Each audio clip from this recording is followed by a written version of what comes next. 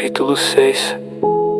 A culpa, o juiz interno que precisa de critério, não de poder.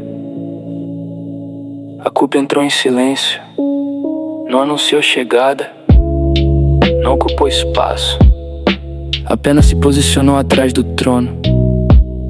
Ela não veio como cavaleira, veio como juíza. Carregava regras, memórias, promessas antigas. Falava em nome do passado, da família, da moral, das expectativas alheias. Você devia. Você poderia ter feito diferente. Isso não foi certo. O rei sentiu algo conhecido, um peso que não empurra nem puxa, apenas trava. A culpa não quer destruir o reino, ela quer corrigi-lo eternamente. O verdadeiro papel da culpa, a culpa existe para regular a convivência. Ela surge quando um valor pessoal é violado. Alguém é ferido por uma ação sua. Um limite ético é ultrapassado. A culpa saudável diz: algo aqui precisa ser reparado. Ela chama a responsabilidade, ela orienta ajustes. Sem culpa alguma não há ética. Sem ética não há convivência. O problema começa quando a culpa deixa de ser instrumento de correção e vira identidade emocional. A grande distorção da culpa, a culpa é facilmente sequestrada. Ela passa a ser usada para controlar comportamentos, manter vínculos adoecidos, impedir autonomia, punir escolhas legítimas.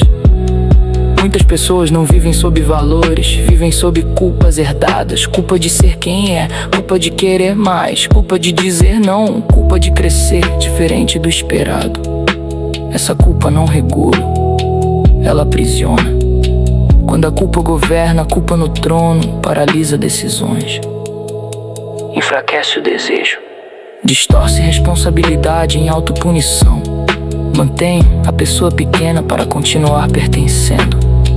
Aqui, o rei não decide por coerência, decide para não decepcionar. A vida vira um esforço constante de compensação. Agradar, se explicar, justificar escolhas, pedir desculpas por existir. A culpa governando não cria ética, cria submissão. O erro do rei imaturo reage à culpa de duas formas. Obedece cegamente, confunde culpa com consciência, vive se corrigindo, mas nunca se sente inteiro. Rejeita toda a culpa, chama egoísmo de liberdade, perde critério e machuca pessoas. Ambos erram porque não fazem a pergunta essencial. Essa culpa aponta para reparação real ou para controle emocional? Um relato necessário. Demorei para entender a diferença entre responsabilidade e culpa. Durante muito tempo, achei que sentir culpa me tornava uma pessoa melhor, mais consciente, mais ética. Na verdade, muitas vezes eu só estava me punindo para continuar pertencendo. Percebi que havia culpas que não pediam reparação, pediam renúncia de mim mesmo. Hoje, quando a culpa aparece, eu não a expulso, mas também não me curvo a ela. Eu pergunto com firmeza: o que exatamente precisa ser reparado? Isso é um erro real ou uma expectativa alheia internalizada? Quando a culpa não encontra reparo possível, ela precisa ser encerrada, não alimentada. A decisão soberana. Um rei lúcido não se governa por culpa, ele se governa por valores claros. As perguntas certas são diretas. Houve dano real? Há algo que pode ser reparado agora. Depois da reparação, posso seguir sem me punir. Culpa sem ação vira prisão. Ação sem culpa vira maturidade. Culpa não é consciência elevada. Esse é um erro comum e perigoso. Consciência amplia escolhas, culpas estreita. Consciência responsabiliza, culpa infantiliza. Uma pessoa consciente aprende, uma pessoa culpada se castiga. Aplicação prática.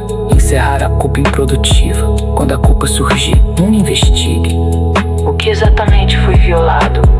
2. Repare, se for real, faça o que precisa ser feito. Sem drama, sem autopunição. 3. Encerre. Isso foi tratado, posso seguir. Culpa que não vira ação, precisa virar despedida. consideração final. A culpa continuará tentando sentar perto do trono. Ela é persistente, mas um rei desperto sabe governar pela culpa. Não cria caráter, cria medo. Quando você age alinhado aos seus valores e aprende com os próprios erros sem se punir, a culpa perde força e o reino passa a ser guiado, não pelo passado, mas pela consciência presente.